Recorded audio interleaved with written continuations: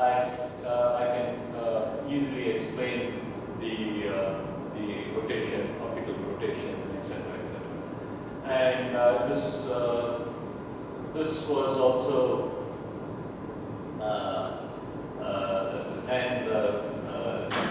not that this was not known, because by the time it was recognized that the carbon has to be, that all the four atoms which are bonded to carbon have to be equally, the angle should be the same, they should be equally away from this carbon. And the only way, if one had really thought about it, that only the tetrahedral actually fits the bill.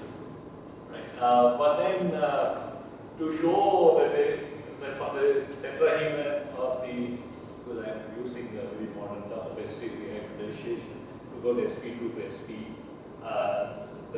this model, they had just written one thing like that, right? And they said this was a tetrahedral. But construct the tetrahedral and show that the apices should give you the bonding, and then the edges, the double bond, and the faces, the triple bond, was a fantastic, for me, a quantum jump in thinking.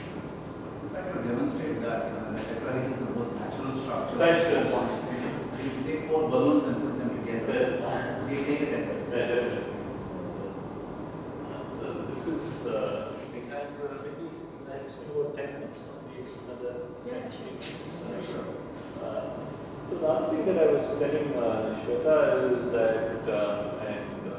is that some of these experiments that you read, you can actually design it. One was I think in biology or in chemistry, you would have heard about the Curie experiment.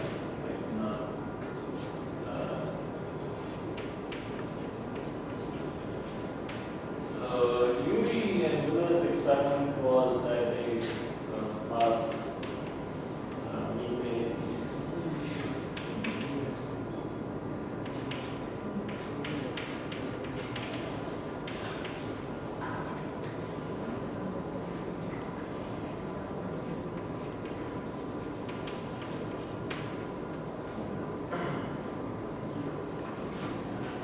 So this is an experiment that you can actually do, you can actually construct in your lab. We have done this, I will send you that thesis. You need water or oxygen? No, water. It's actually so what you actually do is that you have your gas cylinder, so which contains butane and other things, and then put it through a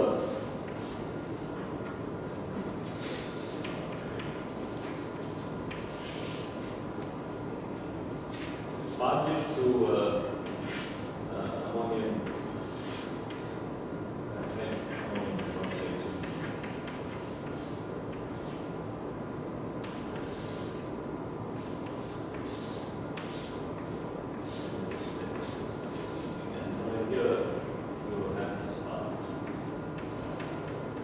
So this we have, of course, in the original Curie Miller's experiment, you would see that this was a round bottom glass. But you can actually even have, what we have now is to have a cylinder. And you can actually have a spark here. What you have to do is that you have to first take the oxygen out. So this can also contain water. You take the oxygen out by just having another Bunsen burner here. So once the Bunsen burner starts burning, you know you have taken off all the oxygen out. And what happens is that you now spark it over some time. And after when you spark it for about 24 hours, you can just get the you can now analyze this thing. And what you could do is that you will see that if you put your midnight test on your PLC, you will see the presence of amino acids. very recently the Urey-Miller experiment was reanalyzed. Somebody did the Urey-Miller experiment. It got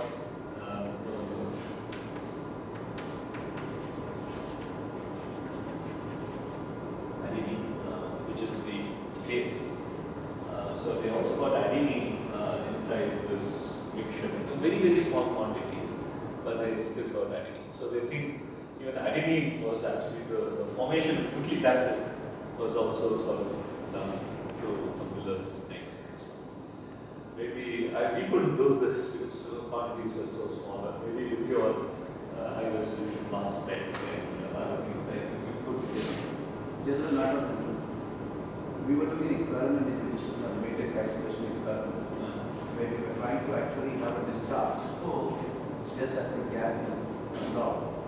And we were actually trying to produce reactive species that we could trap.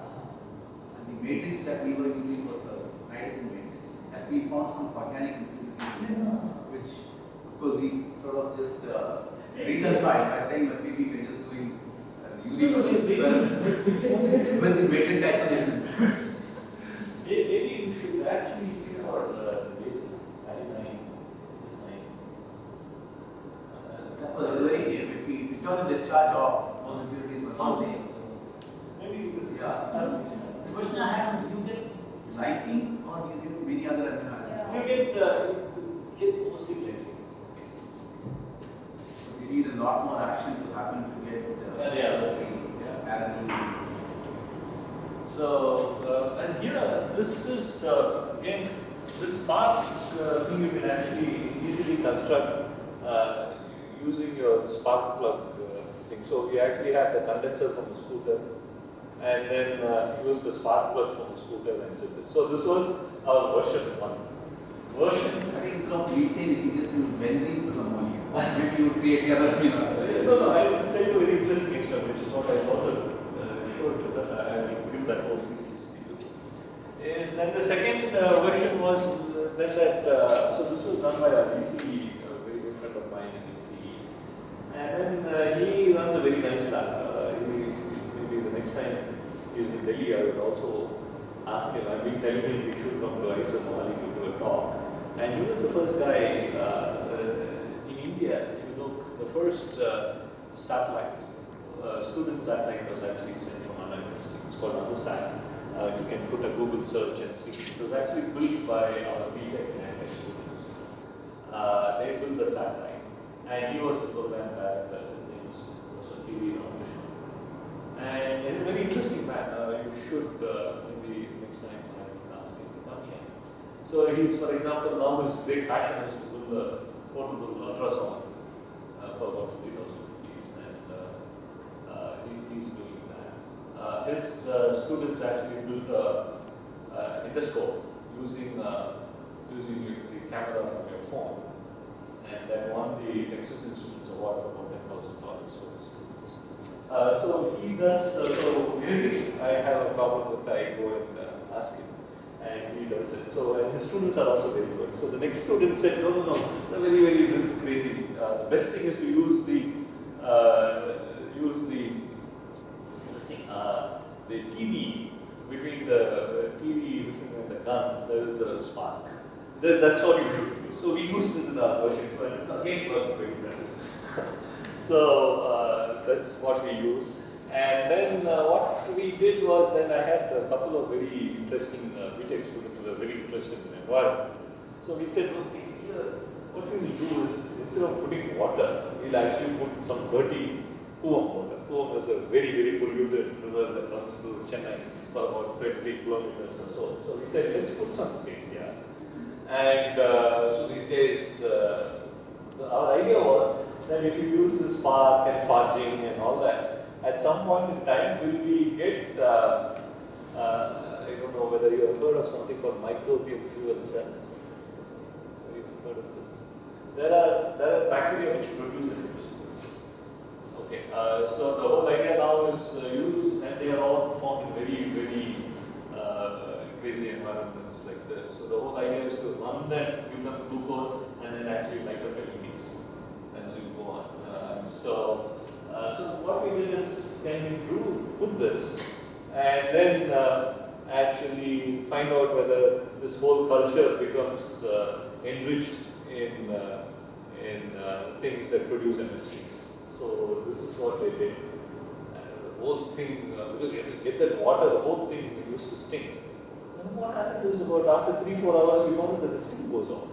So somehow this small voltage between this thing is able to remove all the sulfur compounds.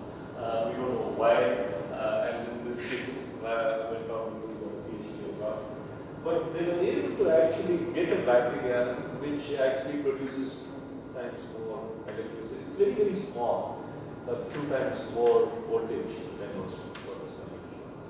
So I didn't have a PhD student who was brave enough to take this as a challenging PhD thesis.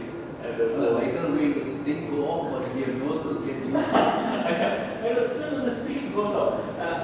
So another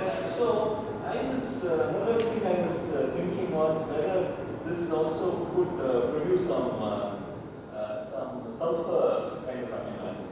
We weren't sure whether cysteine or glutamine can be produced. We couldn't do that.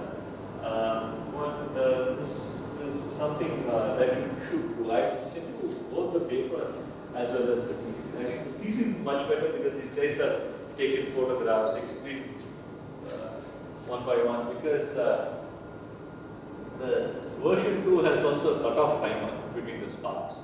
So you actually try to quantitate things also. So what happens if I have the spark for 20 seconds and shut it off for 5 minutes? So you can actually do something at the time. So I can send just this was one thing that we did, and this was very, very interesting. The second thing that I would also like to sort of share with you is, again, I sent you that paper, is I think you must have done in your biology course something on gel electrophoresis, right? Gel electrophoresis of protein.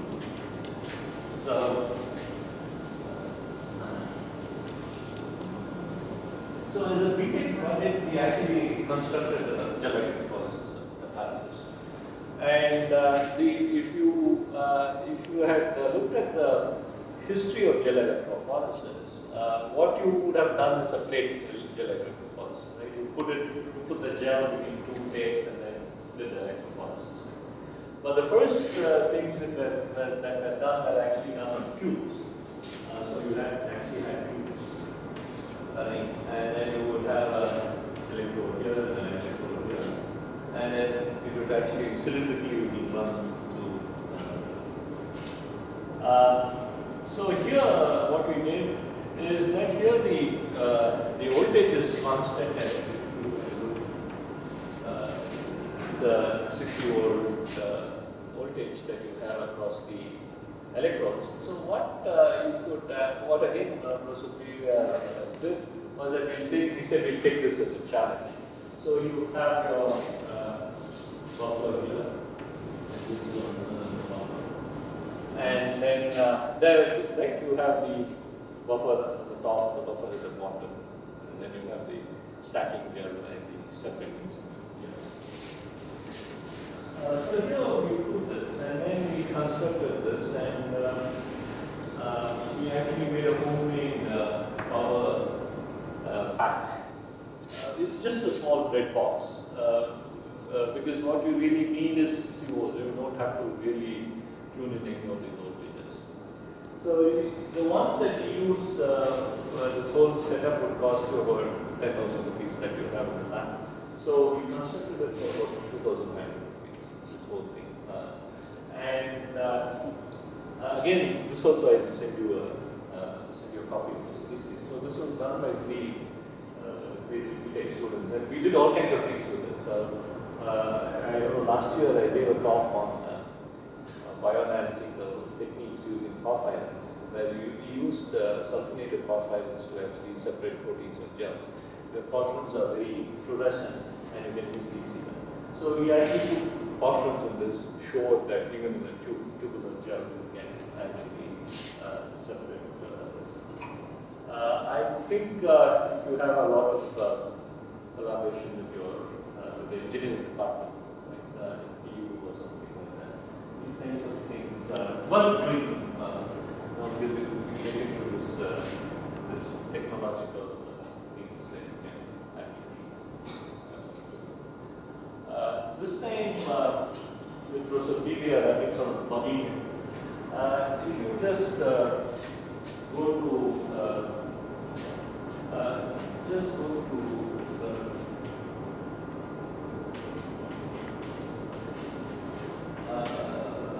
clause 1, there's a journal called clause 1, and if you go there and see how to make a fluorescent microscope attached to a cell phone.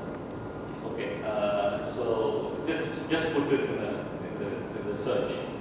Okay, handheld fluorescent microscope. So this is your search, or in the Google search you can put in anything. It's a free, it's an open source journal, and you can actually get the whole thing.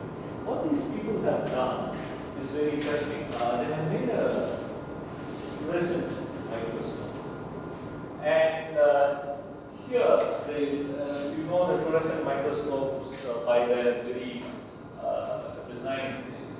You have used the fluorescent microscope in the biology department.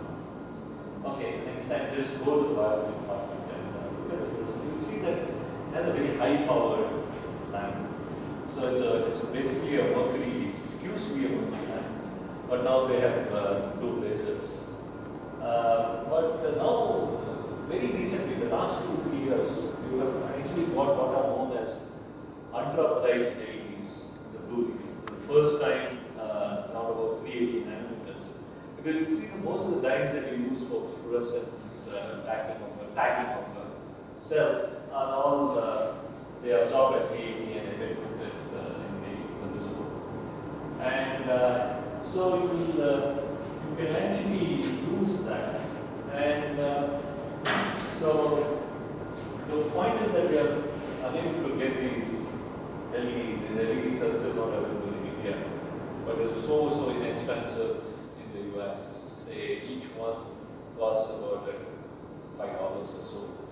We're asking some of our other things, and this is LEDs. So this semester I want to give a project on how we can use this. And here what you have is, so this is a very small, it's somewhat about a foot long. And on here, they have a cell phone. Okay. And this whole, so here you come to the bacteria, and then you actually see the bacteria. Immediately take an image of that bacteria, and then this can be sent in an MMS to the nearest hospital. This has become, this whole design is put on the last one website, and you can actually do this. And this is also something that I think is worth doing. The whole idea is to sort of think globally and how. So once you start working, you also understand how the workings of these things are. For example, very recently there has been a very, if you have read the papers the last 2 weeks or so, they say that Italy is the best best breakfast that you can ever have. So one of the reasons is that Italy contains a lot of protein, and it also contains a lot of micronutrients like zinc. Zinc is very, very essential to fight off viral attacks. And so what we actually did was that very recently, we also have a food, B.Tech food biotechnology program. And so I had 2 kids from there who worked with me on the project. So we actually made this to show the properties of fluorescence. We made this compound which is 8-hydroxyquinone, and you could see that because as 8-hydroxyquinone, because of this rapid transfer of the hydrogen between the nitrogen and the oxygen, the vibration of what happens is the vibration of scrambled, and And what you see is that you don't see any fluorescence here at all. But once I now put zinc or something, zinc or magnesium, and this forms bidentate, it's bidentate and the ratio is 2:1. This becomes very rigid and it starts fluorescing like crazy. So we have sort of made to make it water soluble, we have made the 5-sulfonic acid. And what we have actually done is to actually try to, by fluorimetry, find out how much of zinc is there in the zinc or magnesium is there in the And this is sort of worked very well. So we do a deconvolution of the curve, etc., etc. So this was done by two BTech students, very hardworking BTech students, and we have sort of got some leads on how to do such measurements for micronutrients in food. So the whole idea is to see whether you could think using principles that you have learned to see whether you can actually apply it to something. It's a very nice thing to do, and I'm sure the kind of facilities you have, the kind of features you have here, you will do exceedingly. So I'll stop here. And thank you. Yeah, I have a question. I might be wrong, but I heard that there was a student from Anna University who came up with a new alarm when the pH gets over, the gel electrophoresis. Generally, the student has to wait there and keep checking when it crosses, when you want to turn it off. Oh, But huh? but I tried Googling it, but I'm not able to find it. But there was a summer student who come here, so he told me that someone from Anna University had done it. Okay. Yeah, you're right. I think these guys, because what they did was one of them was a computer geek, and they used to play basketball and football. I think in the end, but they didn't include it in their thesis. But they did that. That's what they told me. Because I would be waiting, and then these guys would come at their own time and say, "What happened to the gel?" No, we have put an alarm or something. They would say. Yeah. I didn't know it was this. Like the fire alarm. No, I won't die. Yeah, that was a story which was told to me by somebody who worked in Glenn Seaborg's lab. Seaborg's discoverer of many carbon. So apparently they were doing this experiment in which they were bombarding nuclei and seeing whether they produce new nuclei. But then these new nuclei that they were producing would be produced at very small rates. You're producing one in many seconds or many minutes. And they are also extremely short. So if you did not spot them when they were being produced, they have no clue what they did. So what these guys apparently did was, every time it got produced, of course they would get the alpha or the beta form that was coming out, but they attached that signal, interface that signal to this fire alarm. So even if they were not there, they were away when this was produced, the fire alarm would go on, and they knew that they had something like that. It is, as Mr. Casey nicely explained, I think it is also very good that you should look at some of these. We live in an area where I think original papers are now available with this click of a button. I don't know whether about 2 months ago there was a very nice article by this person called Pasteur, who along with Rosalind Franklin did the structure of DNA.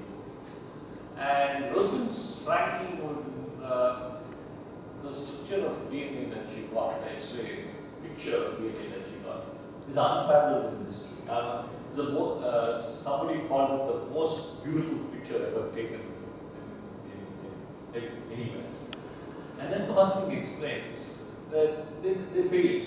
Then somebody suggested that the hydrogen doesn't scatter, so you please put hydrogen inside the tube so that it doesn't scatter the X-rays. Then somebody else told him, no, hydrogen is very dangerous. If you blow up the lab, doesn't cover. So this guy, he had buckets of water every time. And what happened was this buckets of water increased the humidity of the room, and the DNA started absorbing the water. And that changed the structure, it gave the most beautiful pattern. So he says, it was just by luck that we got this beautiful, beautiful pictures of DNA. I think there are a lot of stories, because he's written a very nice account of it, right? It's a genome biology. You could just look at genome biology, the editorial by Gosling, and actually. But now, things are that you should expand your horizon, look at things like, can we, for example, one thing that we are not trying to do is to also see whether in the we can have substituents somewhere, hydrophobic substituents, and see if we now run it along in a native page along with the protein, whether we can pick up zinc proteins. So wherever as the page runs, and if you have a zinc protein, and then you just paint this with this compound, wherever there's a zinc protein, you will like a man and can say, oh yeah, there is a zinc protein in this whole in this whole soup. But is selectivity not a problem because the 8 hydroxy union might offer complex few other what happens with the complexes with magnesium and zinc, aluminum. But aluminum is generally not there in our. So this we have sort of not checked. We are not trying to check the capacity for the zinc battery, but we have now got the deconvolution curves to find out how much of magnesium is there and how much of zinc is there in the zinc battery. What we also see is that Vanderwaal is the main guy who has a lot